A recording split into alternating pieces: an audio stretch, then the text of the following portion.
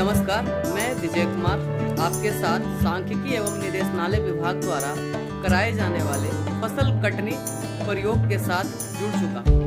तो फसल कटनी प्रयोग क्या होती है और कितने एरिया में की जाती है, किस फसल कटनी के लिए 10x5 वर्ग मीटर होते हैं और किस फसल के लिए 5x5 वर्ग मीटर होते हैं, इन सबों की विशेष जानकारी के लिए हमारे साथ बने रहिए।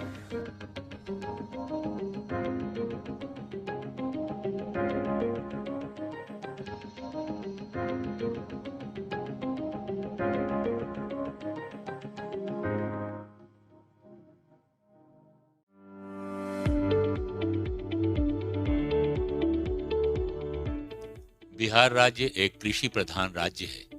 भारत सरकार द्वारा बिहार में योजना एवं विकास विभाग के अर्थ एवं सांख्यिकी निदेशालय पटना को सासा राज्य कृषि सांख्यिकी का प्राधिकार घोषित किया गया है। बिहार में पहली बार प्रोफेसर पीसी महालनोबिस ने 1943-44 के खरीफ मौसम में विभिन्न फसलों का क्षेत्र अनुमान तथा उपज दर का आकलन समसंभाविक पद्धति से लगाया।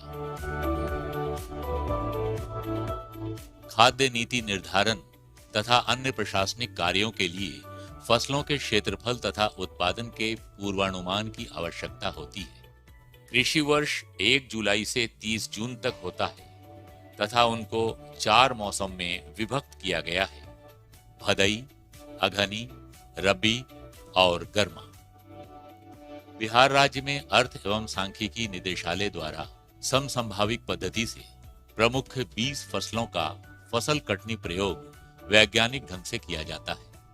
राज्य में उपज दर के आंकड़ों का आकलन 2 विधि से किया जाता है: फसल कटनी प्रयोग के द्वारा तथा नेत्रांकन विधि द्वारा। 4 मुख्य फसलें जैसे गेहूं, भदई मकई, अघनी धान एवं रब्बी मकई का पंचायत स्तरीय तथा 16 अन्य फसलों का जिला स्तरीय फसल कटनी प्रयोग द्वारा उपज दर का आकलन किया जाता है, जबकि अन्य शेष फसलों का उपज दर नेत्रांकन एस्टिमेशन विधि द्वारा किया जाता है। फसल कटनी प्रयोग हेतु आयोजन सूची संबंधित फसलों के विगत 3 वर्षों की औसत फसल आच्छादन क्षेत्रफल के आधार पर बनाया जाता है। आयोजन सूची में फसल का नाम, प्रभेद के साथ 4 अंकों का रैंडम नंबर व कॉलम नंबर एवं प्रयोगकर्ता का नाम और पद नाम आदि उल्लेखित रहता है। नामित प्रयोगकर्ता द्वारा 4 अंकों के समसंभाविक संख्या यानी रैंडम नंबर के आधार पर संबंधित राजस्व ग्राम में फसल कटनी प्रयोग हेतु प्लॉट का निर्धारण कैसे करते हैं, ये जानिए। पंचायत स्तरीय फसल कटनी प्रयोग हेतु खसरा संख्या का चयन कैसे किया जाता है, इसका हम एक एग्जाम्पल से यहाँ दर्शाते हैं कि पंचायत स्तर पर कोई एक ऐसा पंचायत है जिसमें 1 से अधिक रेवेन्यू विलेज है, तो वहां हम खसरा का सिलेक्शन कैसे करेंगे। यहाँ हम इसमें देख रहे हैं कि पटना जिला के बाढ़ अंचल का ग्राम पंचायत X है जिसमें 4 रेवेन्यू विलेज है। A थाना नंबर 108, B थाना नंबर 55, C थाना नंबर 119 और गांव D थाना नंबर 209। अब हम क्या करेंगे, एक टेबल में इस चारों राजस्व गांव को बढ़ते थाना क्रम में सजा देंगे। यहाँ पर पहले B रेवेन्यू विलेज जिसका थाना नंबर 55, फिर A थाना नंबर 108, C थाना नंबर 119 और D 209। अब इस विलेज का एक उच्चतम खसरा संख्या है, जो हाईएस्ट प्लॉट है, वो यहाँ हम लिख देंगे सामने। B का उच्चतम खसरा संख्या 210, A का है उच्चतम खसरा संख्या 850 और C का 542, D का 1002। अब इस सभी को हम जोड़ देंगे तो इस पंचायत का हाईएस्ट प्लॉट नंबर आ जाएगा। इसको जोड़ने से आया 2604। अब हम क्या करेंगे, इस प्लॉट का HPN का कम्युलेटिव फ्रीक्वेंसी संचयी बारंबारता निकालेंगे। तो ये B रेवेन्यू विलेज का टोटल प्लॉट 210 का यहाँ 210 अब 210 में ए विलेज का एचपी जोड़ेंगे तो 850 जो 210 1060, 1060 में 542 जोड़ेंगे तो 1602, और 1602 में 1002 जोड़ेंगे तो 2604। अब ये संख्या और ये संख्या दोनों का मिलान होना चाहिए, ये तभी सही है। अब इसको हम पंचायत में ग्राम वार प्लॉटों का क्रम अंतराल ये निकालते हैं। यहाँ पर यहाँ 1 से लेकर 210 प्लॉट, इसमें 211 से लेकर के अब 1060 प्लॉट, 1061 से लेकर 1602 प्लॉट, और 1603 से लेकर के 2604 प्लॉट। अब हम क्या करेंगे, ये जो पंचायत का हाईएस्ट प्लॉट नंबर आया उससे हम जिला सांख्यिकी कार्यालय से प्रत्येक प्रयोगकर्ता को एक फसल में 5 रैंडम नंबर 4 अंकीय दिया जाता है। तो 4 डिजिट का 4 रैंडम नंबर हमको जिला सांख्यिकी कार्यालय पटना से मिला है 1005 0338 0009 5050 4310। अब इसकी तुलना इस HPN से पंचायत का हाईएस्ट प्लॉट से करेंगे 2604 से। अब रैंडम नंबर यदि हमारा पंचायत के प्लॉट हाईएस्ट प्लॉट से छोटी या उसके बराबर होगा तो हमारा जो है सो रैंडम नंबर ही चयनित प्लॉट होगा पंचायत का। और यदि रैंडम नंबर बड़ा होगा हाईएस्ट प्लॉट नंबर से तो हम उसको डिवाइड करेंगे और जो शेष बचेगा वह पंचायत का चयनित प्लॉट होगा। यहाँ हम देख रहे हैं कि 1005 2604 से छोटी है, इसीलिए रैंडम नंबर 1005 ही चयनित है। रैंडम नंबर 0338 ये 2604 से छोटी है, इसीलिए 0338 सिलेक्ट है। यहाँ 9 सिलेक्ट है। यहाँ हम देख रहे हैं कि रैंडम नंबर 5050 2604 से बड़ा है, इसीलिए इसमें भाग दिए और शेष आया 2446 2446। तो ये 2446 नंबर प्लॉट इस पंचायत के लिए सिलेक्ट है यहाँ। और यहाँ रैंडम नंबर 4310 2604 से बड़ा है, इसीलिए यहाँ पर शेष जो आया वह 1706। ये 1706 जो है सो चयनित प्लॉट हुआ। इस प्रकार पंचायत हेतु हमारा खसरा का चयन हुआ। अब हम देखते हैं कि ये जो चयनित प्लॉट है वह किस रेवेन्यू विलेज में आ रहा है। इसके लिए हम क्या कर रहे हैं, ये देख रहे हैं कि 1005 जो है यहाँ पर इसमें प्लॉट का जो ये अंतराल है वह इस ए विलेज में आ रहा है। ए 108 थाना नंबर के बीच में 211 से 1060 के बीच 1005 है, इसीलिए यह जो है सो ए रेवेन्यू विलेज जो थाना नंबर 108 है इसमें आएगा ये प्लॉट। फिर 338 जो है यह भी ए 108 थाना नंबर विलेज में आएगा। 338 चूंकि 211 से 1060 के बीच की संख्या है। फिर 9 जो है सो हमारा इस अंतराल में आ रहा है 1 से 210, इसलिए 9 जो है 9 number plot B revenue village का होगा जिसका थाना संख्या 55 है। इसी प्रकार हम देख रहे हैं कि ये 2446 जो है तो 1603 से 2604 के बीच का प्लॉट है, इसीलिए यह जो है सो डी रेवेन्यू विलेज जो थाना नंबर 209 है उसमें आएगा। और ये 1706 नंबर ये भी डी रेवेन्यू विलेज इसमें आ रहा है, इसीलिए यहाँ पर 1706 जो है सो डी थाना नंबर 209 में चयनित है। अब हम देखेंगे कि ये रेवेन्यू विलेज का कौन सा प्लॉट फाइनली सिलेक्ट होगा। तो यह अंतिम रूप से उस राजस्व गांव में कौन सा, तो यहाँ हम क्या करेंगे कि ये जो 1005 है तो ये 1005 ए विलेज का, इससे पहले का जो बी विलेज है उसमें टोटल 210 प्लॉट है, तो ये 1005 में से 210 घटाव कर देंगे, माइनस करेंगे तो 795 आया। तो ये 795 ए गांव का चयनित प्लॉट होगा। इसी तरह ये 338 जो है ये इस बी सेकेंड रेवेन्यू विलेज में था, तो इसमें से ये 210 माइनस करेंगे तो यह 128 नंबर प्लॉट जो है सो फाइनली सिलेक्टेड है प्रयोग के लिए। इसी प्रकार यहाँ हम देख रहे हैं कि 9 नंबर प्लॉट, तो यहाँ ये पहला विलेज में है थाना नंबर 55 वाला में, तो ये 9 नंबर प्लॉट ही बी विलेज का सिलेक्टेड प्लॉट होगा। और यहाँ 2446, ये 2446 डी विलेज में है, तो डी विलेज से पहले का जो ये CF है कम्युनिटी फ्रीक्वेंसी 1602, ये माइनस करेंगे इसमें से, तो 844 नंबर प्लॉट। इसी प्रकार 1706 जो ये संख्या है, 1706 में से हम 1602 माइनस करेंगे, ए से लेकर के सी विलेज का जोड़ जो है 1602 वो माइनस करेंगे तो 104। इस प्रकार ये हमारा फाइनली ए विलेज का 795 और 128, बी विलेज का 9, ये 9 नंबर प्लॉट, और डी विलेज का 844 और 104 नंबर फाइनली प्रायोगिक प्लॉट हुआ, जिस पर हम फसल कटनी प्रयोग करेंगे।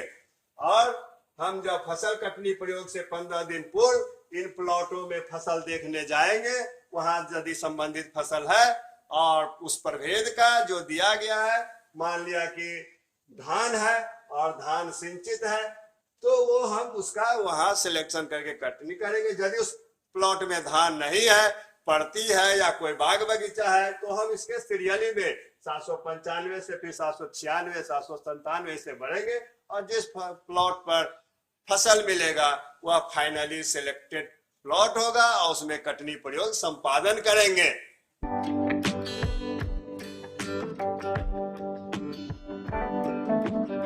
प्रयोगकर्ता को चयनित प्रायोगिक प्लॉट संख्या का निरीक्षण कटनी प्रयोग से 15 दिन पूर्व अवश्य कर लेना चाहिए।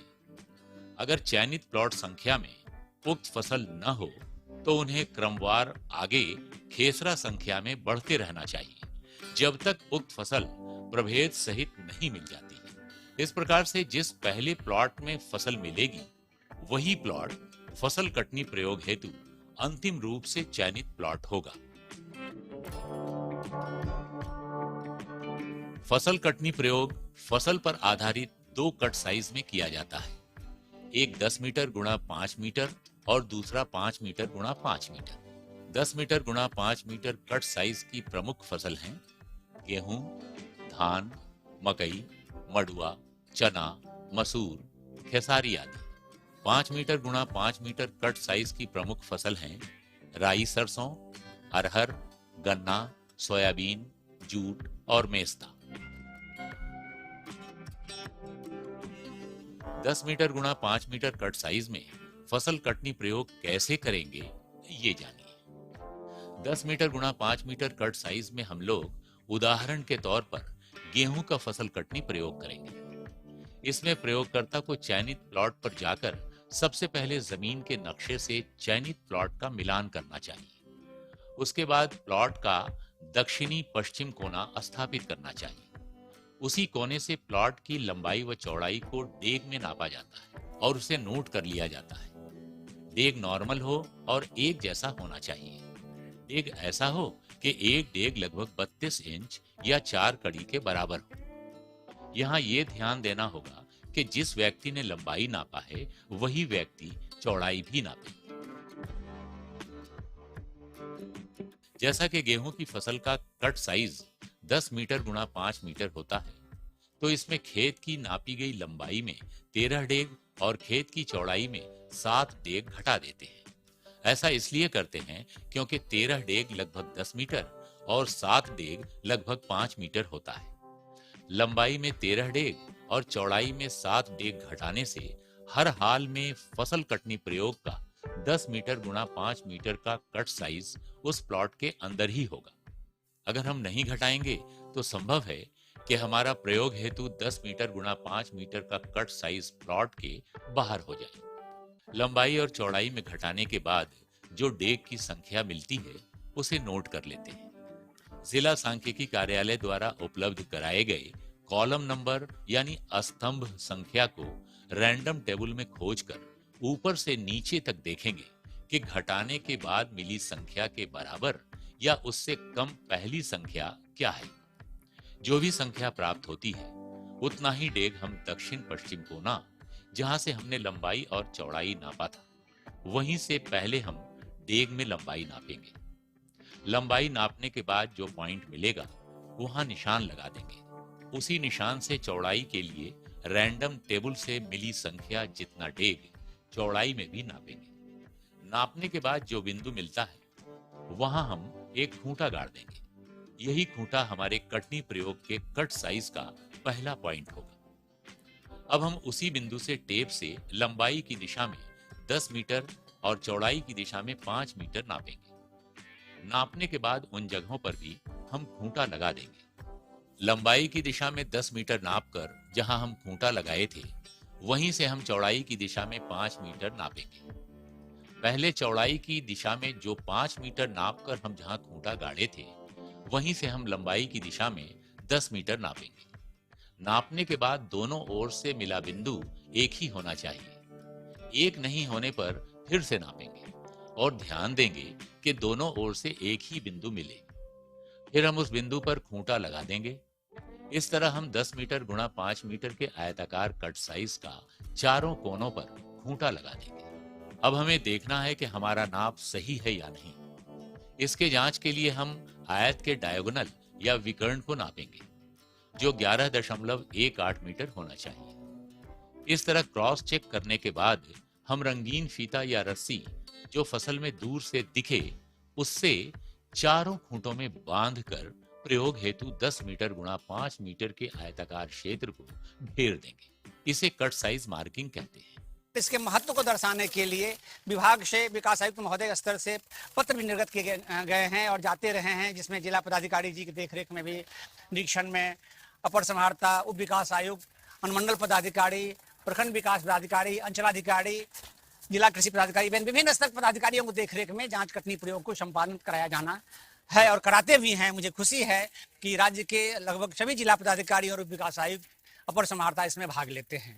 जो विभाग का एक दिशा निर्देश है, उसके अनुरूप क्या प्रोडक्टिविटी है हमारे प्रोडक्ट इस रबी उत्पादन का, और जो आपने प्रक्रिया बताई है वो जिला कृषि पदाधिकारी भी बताएंगे। उसके अंतर्गत चुनाव किया गया है और इसमें कटिंग होगी और इस कटिंग से हम लोग प्रोडक्टिविटी होगी। कट साइज की मार्किंग हो जाने के बाद ये ध्यान देना है कि जिस पौधे की जड़ मार्किंग पर या मार्किंग के अंदर है, उसको मार्किंग के अंदर कर देंगे, और उसी तरह जिन पौधों की जड़ बाहर है उसको मार्किंग के बाहर कर देंगे। यहाँ पर ध्यान देने योग्य दूसरी बात यह है कि मार्क किए गए क्षेत्र के अंदर किसी भी हालत में फसल का कोई नुकसान नहीं होना चाहिए। इतना करने के बाद मार्क किए गए कट साइज के अंदर की फसल की कटाई की जाती है। कटाई करने के बाद कटी हुई फसल को बिना नुकसान पहुंचाए उठा लेते हैं। कटी हुई फसल उठाते समय या उठाने के बाद यह सुनिश्चित कर लेना चाहिए कि फसल की एक भी बाली या फली वहां नहीं छूटे। फसल को उठाकर साफ किए गए कोई स्थान या खलिहान में रखना चाहिए और वहीं पर फसल को तैयार करना चाहिए। अगर थ्रेसर से गेहूं तैयार करना है तो ये देख लेंगे कि थ्रेसर के अंदर पहले से कोई अनाज न हो। थ्रेसर या पिटाई के बाद निकले अनाज को ओसोनी या किसी अन्य विधि से अच्छी तरह साफ करना चाहिए। तैयार फसल को पहले से वजन किए गए किसी जूट के बोरे में उठाकर मानक तराजू बटखरा या इलेक्ट्रॉनिक तराजू पर वजन कर लेना चाहिए। प्राप्त वजन से बोरे का वजन को घटा देते हैं। अब जो वजन आता है उसे ग्रीन वेट या हरा वजन कहते हैं। वजन करते समय ये ध्यान रहे कि वजन 10 ग्राम तक शुद्ध होना चाहिए। तौले हुए अनाज के बोरे को टैग लगाकर अच्छी तरह बांध देते हैं।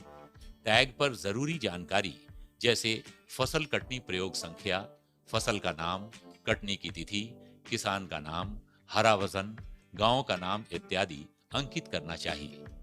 बंधे हुए बोरे को नमी रहित छायाकार स्थान पर 8 से 10 दिन के लिए रख देते हैं। 10 दिन बाद उस बोरे का पुनः वजन लेते हैं, जिससे हमें ड्राई वेट या सूखा वजन मिल जाता है। अभी तक हम लोगों ने गेहूं का 10 मीटर गुणा 5 मीटर क्षेत्र में सफलतापूर्वक फसल कटनी प्रयोग किया। इसी तरह 10 मीटर गुणा 5 मीटर के कट साइज के अन्य फसलों जैसे धान, मकई, चना, मसूर, खेसारी, मडुआ आदि का भी कटनी प्रयोग होता है। इन फसलों का भी कटनी प्रयोग हम लोग गेहूं की तरह ही करेंगे। अब 5 मीटर गुणा 5 मीटर कट साइज में फसल कटनी प्रयोग कैसे करेंगे ये जानिए। अभी तक हम लोगों ने देखा कि किस तरह से 10 मीटर गुणा 5 मीटर के आयताकार क्षेत्र में गेहूं का फसल कटनी प्रयोग किया। ठीक उसी तरह खेत पर पहुंचकर दक्षिण पश्चिम कोना स्थापित कर डेग से लंबाई चौड़ाई नापेंगे। 5 मीटर गुणा 5 मीटर कट साइज के उदाहरण के लिए ईख या गन्ने का फसल कटनी प्रयोग हम लोग करेंगे। इसमें कट साइज के एरिया के मार्किंग के लिए खेत की लंबाई से 7 डेग और चौड़ाई से भी 7 डेग घटाते हैं। उसके बाद की प्रक्रिया और रैंडम टेबल का इस्तेमाल वगैरह 10 मीटर गुणा 5 मीटर कट साइज वाले प्रोसेस की तरह ही करेंगे। यहाँ हम लोग 5 मीटर गुणा 5 मीटर के वर्गाकार क्षेत्र का कट साइज मार्किंग करते हैं। कट साइज मार्किंग में नाप सही है या नहीं जांचने के लिए हम मार्क किए वर्ग का डायगोनल या विकर्ण को नापेंगे जो 7.07 मीटर होना चाहिए। इस तरह हम क्रॉस चेक करने के बाद ही 5 मीटर गुणा 5 मीटर के वर्गाकार क्षेत्र का कट साइज मार्किंग करते हैं। यहाँ भी कट साइज की मार्किंग के बाद ध्यान देना है कि जिस ईख की जड़ मार्किंग पर या मार्किंग के अंदर है उस ईख को मार्किंग के अंदर कर देंगे और उसी तरह जिन गन्नों की जड़ मार्किंग के बाहर है उन गन्नों को मार्किंग के बाहर कर लेंगे। इतना करने के बाद मार्क किए गए कट साइज के अंदर के गन्ने की कटाई करेंगे।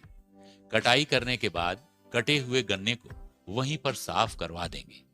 साफ किए गए ईख का गठरी बनाकर किसी मानक तराजू बटखरा या इलेक्ट्रॉनिक तराजू पर वजन लेंगे।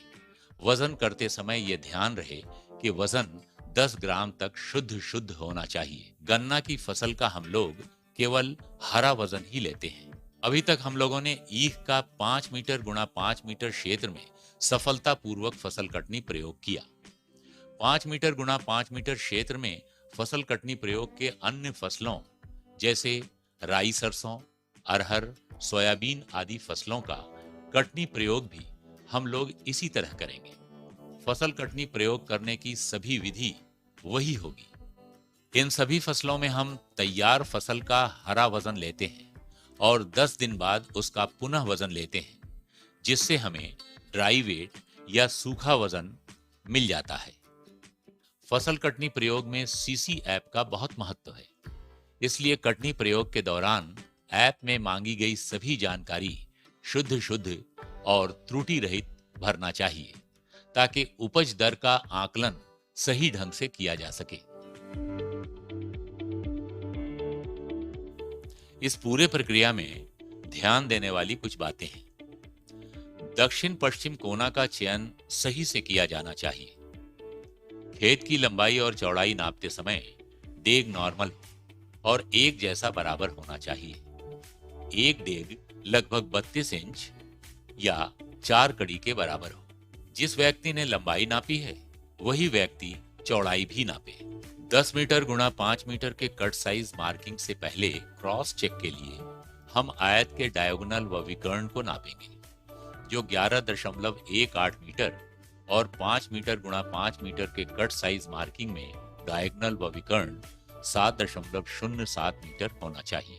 जिस पौधे की जड़ मार्किंग पर या मार्किंग के अंदर है तो उसे मार्किंग के अंदर कर देंगे और उसी तरह जिस पौधे की जड़ बाहर है उसे बाहर कर देंगे। मार्क किए गए क्षेत्र के अंदर किसी भी हालत में फसल का कोई नुकसान नहीं होना चाहिए। फसल तैयार करने के स्थान या थ्रेसर के अंदर पहले से कोई अनाज नहीं होना चाहिए। सीसीई ऐप भी फसल कटनी प्रयोग के साथ साथ इस्तेमाल करना चाहिए, जिसमें हरा वजन और सूखा वजन शुद्ध तथा त्रुटि रहित भरना चाहिए। इस तरह फसल कटनी प्रयोग करने से हम सभी फसलों के उपज दर आंकड़ों का सही आकलन कर सकते हैं।